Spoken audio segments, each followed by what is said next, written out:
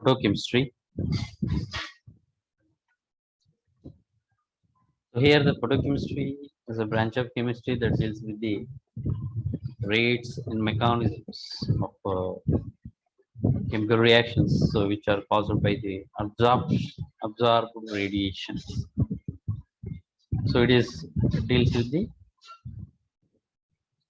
rates and mechanism of the rates and the mechanism of a chemical reaction, so which is taken under the radiations. So that means photons. So here the effect of radiation on chemical reactions. That means how the radiation will influence on a chemical reactions. So that is governed by the two laws. So that are known as the laws of photochemistry.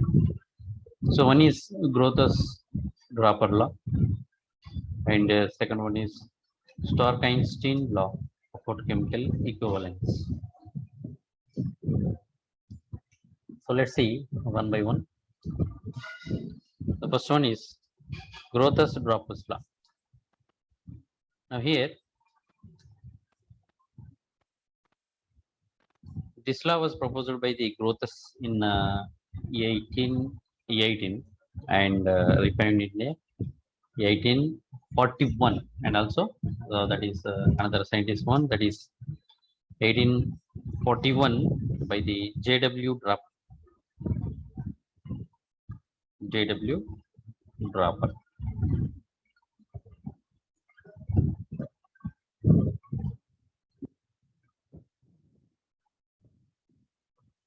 So this Grothus-Draper's law, which is proposed by the two scientists. So one is Grothus and later J.W. Draper. So according to this Grothus-Draper law, so here only those radiations which are absorbed by a reacting substance or a system or a molecule, so are responsible for producing chemical change. So this law, it is known as Grothus-Draper law. So according to Grothus-Draper law, what is that? The radiation, only those radiations which are observed by the reacting substance or molecules or whatever it is, so they only responsible for the chemical change, and they only involving in the chemical reactions. That means according to this law, all light radiance are not bringing the chemical reactions, even though they absorb the radiation from the source, but they are not bringing the chemical reactions.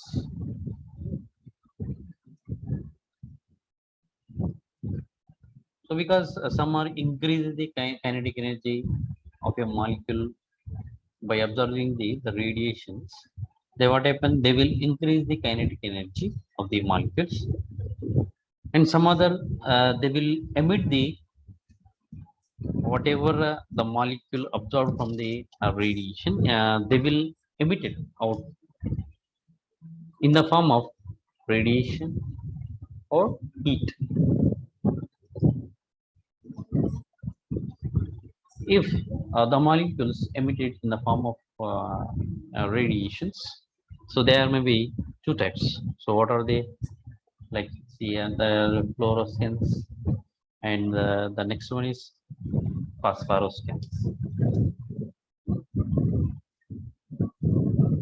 So this is about the Grothus-Draper law.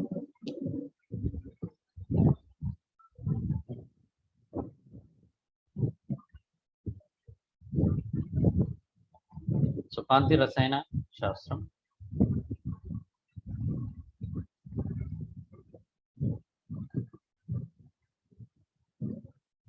కాంతి రసాయన శాస్త్రం.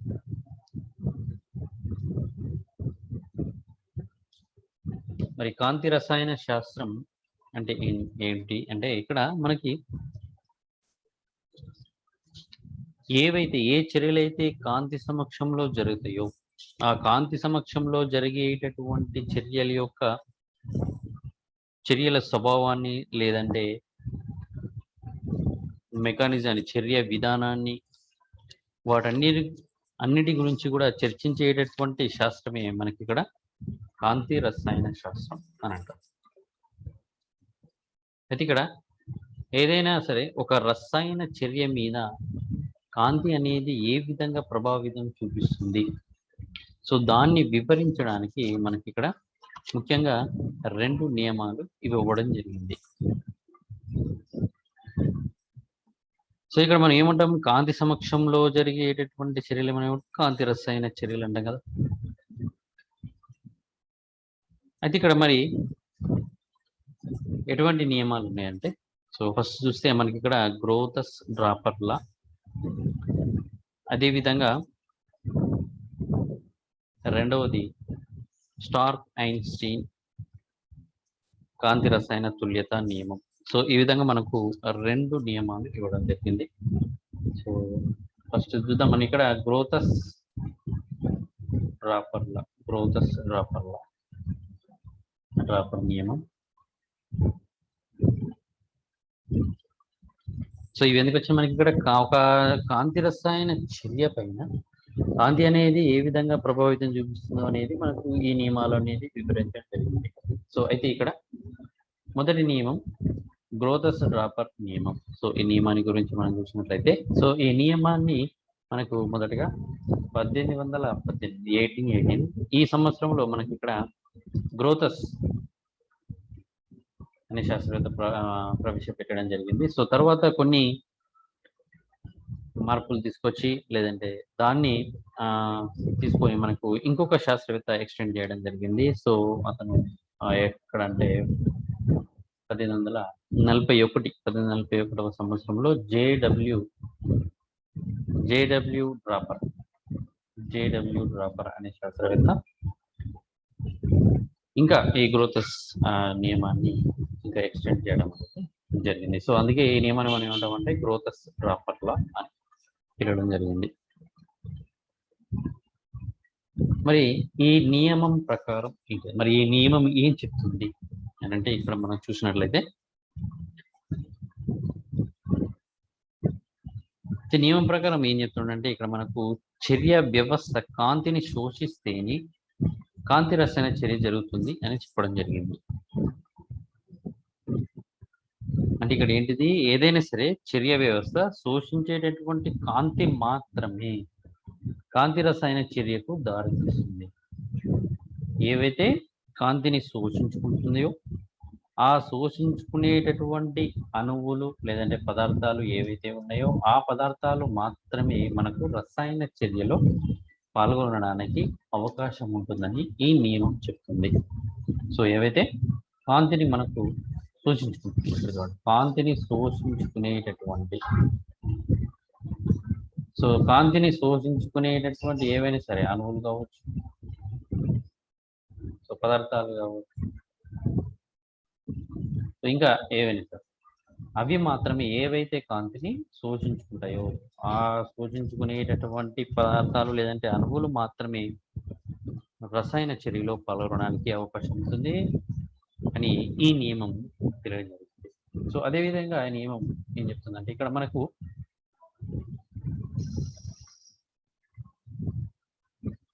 కాంతిని శోషించుకున్నంత మాత్రాన, ఇక్కడ చూడండి ఇప్పుడైతే పదార్థం కాంతి పడింది కదా, ఆ కాంతి పడిన తర్వాత పదార్థాలు లేదంటే అణువులు కాంతిని శోషించుకున్న తర్వాత అవి రసాయన చర్యల్లో పాల్గొన అవసరం లేదు. సో అవి కాంతిని శోషించుకున్నంత మాత్రాన మనకు అక్కడ కాంతి రసాయన చర్య జరుగుతుందని మనం చెప్పలేం.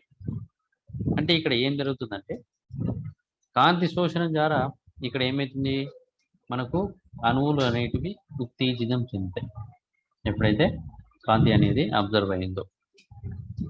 సో ఇక్కడ ఈ ఉత్తేజిత అణువులు రసాయన చర్యల్లో పాల్గొని రసాయన చర్యకు దారి తీయవచ్చు. అంటే రసాయన చర్యలో పాల్గొనవచ్చు, లేదా మరి ఇంకేం కావచ్చు అంటే ఏవైతే ఈ ఉత్తేజిత అణువులు ఉన్నాయో అవి మళ్ళీ తిరిగి ఏవైతే అవి శోషించుకున్నాయో ఆ శక్తిని మళ్ళీ బయటకు పంపించడం అనేది జరగడానికి అవకాశం ఉంది.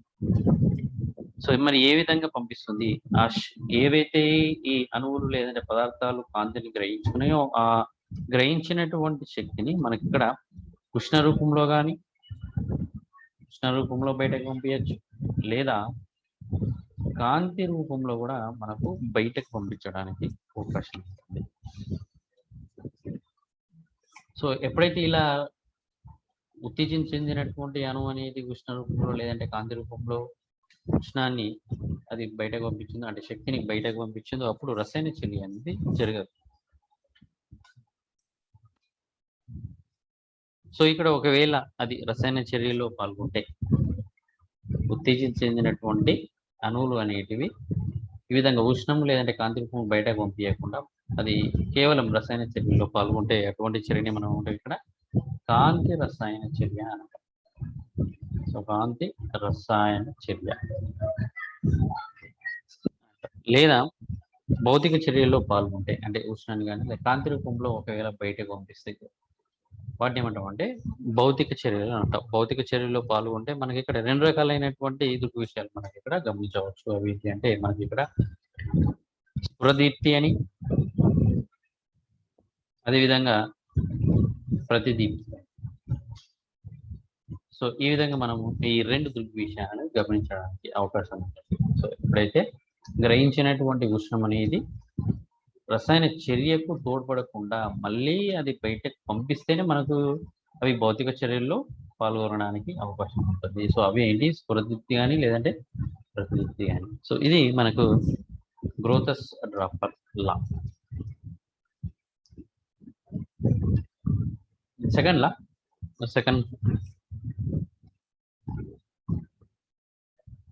law of photochemistry. So that is Stark-Einstein's law of photochemical equivalence.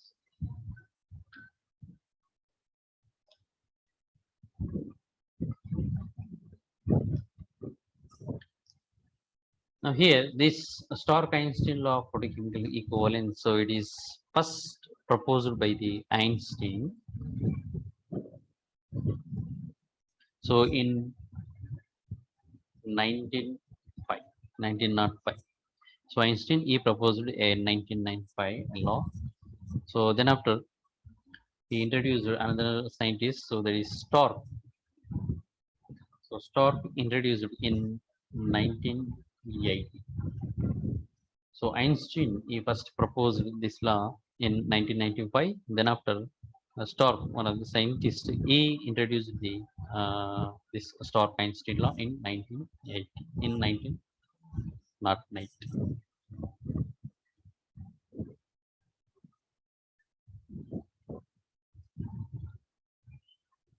Let's see what is this Stark-Einstein law of photochemical equivalence. So it's very simple. See here. So in a photochemical reaction, so each atom or molecule of a reactant substance absorbs one quantum of radiation. So according to this Einstein-Stark law, each atom or molecule of a reactant substance absorbs only one quantum of radiation. So in a photochemical reaction, what happens? For example, a reaction is taking place in the presence of radiation or light. So here a single molecule that will absorb only one quantum of energy. That means each atom or molecule which are undergoing reaction. So in that situation, every molecule or atom will absorb only one quantum of. So one molecule will absorb only one quantum of energy. Remember this one. So according to this law, what is that? One molecule can absorb only, the capacity of the one molecule will absorb only one quantum of energy.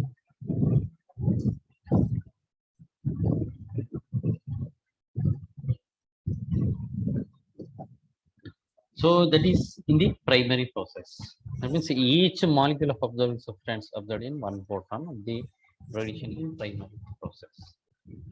For example, if you see this one, a molecule acquire energy by absorbing the photon. For example, this is the one molecule A. It is a molecule will absorb only one photon, one quantum. So that is h nu, and it brings out the excited. It can be excited. That is a star. Yes, we know that what is the energy equation. So the energy of the photon that must be is equal to E is equal to h nu. So where the nu means the frequency of the absorbing photon, which means Planck's equation, Planck's constant. Sorry. Yes, we know the value of Planck constant, that is 6.624 into the 4 minus 34 joules. Here, where the energy of one mole, see, the energy of one mole photon is given by E is equal to capital N HV. The energy of one mole photon, that means one Einstein is equal to N capital N H, that will be. Here N means Avogadro's numbers. N means Avogadro numbers, H means Planck's, nu means frequency. As we are writing the in the place of nu, yes, we know the C by lambda, where nu is equal to C by lambda. So substitute this C by lambda in the place of nu, then you can get this type of equation, that is E is equal to N H into C by lambda.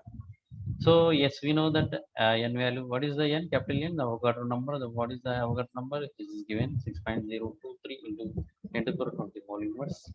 And this is a C, that means velocity of light, and we know the H value, that is Planck's constants. So after substituting all these values, then you can get the value. So that is energy E. So here is the energy value. E is equal to 1.1962 into 10 to the power 8 by lambda. So it is in the joules per moles. So here it is the kilojoules per mole. So this is the E value. E means here it is the one mole photon. One mole photon, one Einstein is equal to this much amount. So here, when you observe this one, a mole of photon can excite a mole of molecule. That is, one mole of a photon can excite the one mole of a molecule. But if the electromagnetic radiations are extremely intense, so in that situation, what? That means here the molecule may be absorbed two or more photons. So in the case of a more intensive, if you use the more intensive radiation, then in that case the molecule may be absorbed two or more photons. That means actually according to this law, one molecule is only absorbed one quantum. Okay? But whereas here, what happens when you use the extremely intensive radiation, a molecule may be absorbed the two or more photons. If it is absorbed, that is A plus 2 nu here. Two photon absorption of two photon, it can be excited. So hence, so in all the cases, it is not valid. So this law is not valid for the all conditions. So conditions may be applied. So this is a Stark-Einstein law. So remember that what is the Stark-Einstein law? So each molecule can absorb only one quantum of energy. So in the primary process. So remember this law. So that is known as the Stark-Einstein law. So ఇక్కడ మనకు రెండవ నియమం చూసినట్లయితే మనకి ఇక్కడ Stark Einstein లా.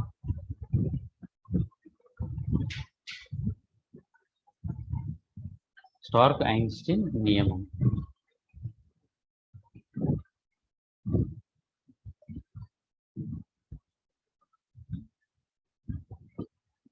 ఇక్కడ చూద్దాం Stark Einstein నియమం మరి ఏం చెప్తాడంటే ఇక్కడ మనకు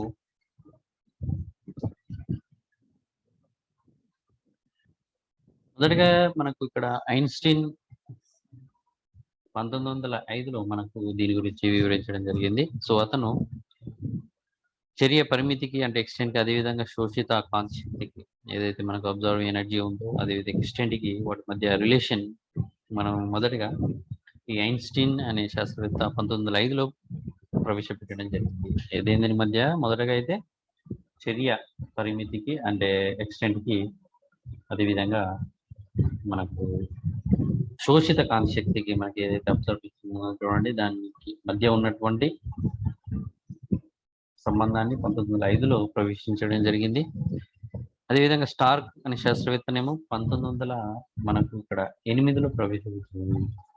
సో ఈ స్టార్క్ ఐన్స్టీన్ ఏమో మనకు మళ్ళీ ఎప్పుడు ప్రవేశపెట్టారంటే 1916లో మనకి ఇక్కడ తిరిగి ప్రవేశపెట్టడం అనేది జరిగింది.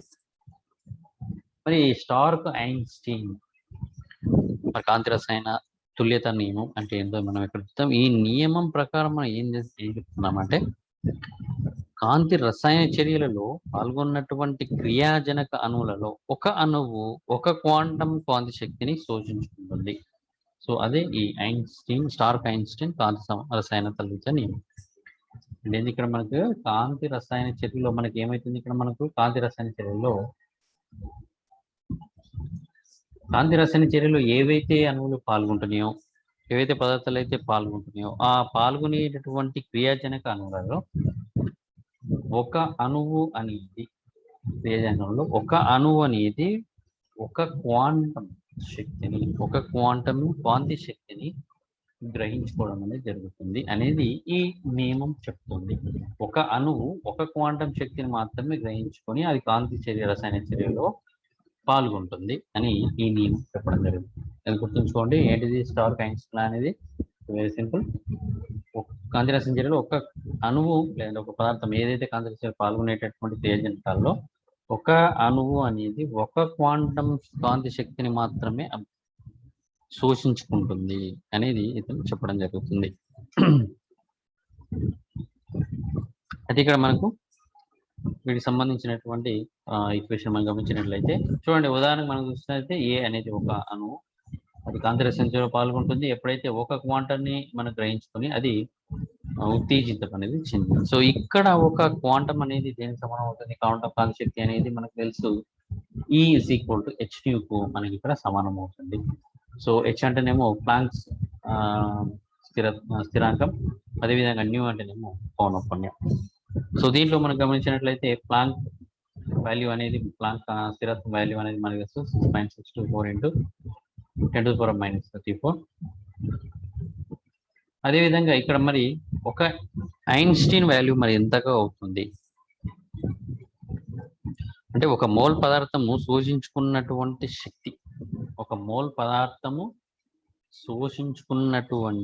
శక్తి ఒక ఐన్స్టీన్ శక్తి అనేది దేనికి సమానం అవుతుంది అంటే ఇక్కడ చూడండి E = Nhν కు సమానం అవుతుంది. ఒక మోల్ పదార్థం శోషించుకున్నటువంటి శక్తి అంటే ఈలో ఐన్స్టీన్ మనకు తెలిస్తే E = Nhν కు సమానం అవుతుంది. సో ఇక్కడ n అంటేనేమో మనకి ఇక్కడ అవగాడ్రో సంఖ్య, n అంటేనేమో అవగాడ్రో సంఖ్య, h అంటేనేమో ప్లాంక్ స్థిరాంకం, న్యూ అంటేనేమో పౌనఃపున్యం. సో మనకు తెలుసు న్యూ అనేది మళ్ళీ ఏ విధంగా రాసుకోవచ్చు మనం ఇక్కడ c/λ గా మనం రాయొచ్చు. న్యూ అనేది ఏ విధంగా రాస్తున్నాం మనం ఇక్కడ c/λ గా రాస్తున్నాం. c అంటేనేమో కాంతి వేగం, λ అంటేనేమో తరంగ దైర్ఘ్యం. సో మనకు తెలుసు n వాల్యూ మనకు తెలిసింది అంటే ఇక్కడ అవగాడ్రో సంఖ్య తెలుసు, అదేవిధంగా కాంతి వేగం తెలుసు, అదేవిధంగా మనకి ఇక్కడ ప్లాంక్ స్థిరాంకం కూడా తెలుసు. సో ఎప్పుడైతే ఈ n, h, c ఈ 3 విలువలను మనం ప్రతిక్షేపించిన తర్వాత మనకు వచ్చేటటువంటి ఎనర్జీ వాల్యూ అనేది మనకి ఇక్కడ వస్తుంది. చూడండి ఇక్కడ ఐన్స్టీన్ వాల్యూ. సో ఒక మోల్ పదార్థం సూచించుకున్నటువంటి శక్తి ఈకి సమీకరణం అనేది మనకు రావడం జరుగుతుంది. E = ఏంటిది 1.1962 × 10⁸ జౌల్స్ పర్ మోల్ లో ఇది. సో అదేవిధంగా ఇక్కడ చూస్తే మనకు కిలో జౌల్స్ పర్ మోల్ అనేది అవుతుంది ఇక్కడ. సో దీని ప్రకారం మనం ఏం చేసింది ఇక్కడ మనకు స్టార్క్ ఐన్స్టీన్ ప్రకారం అంటే ఒక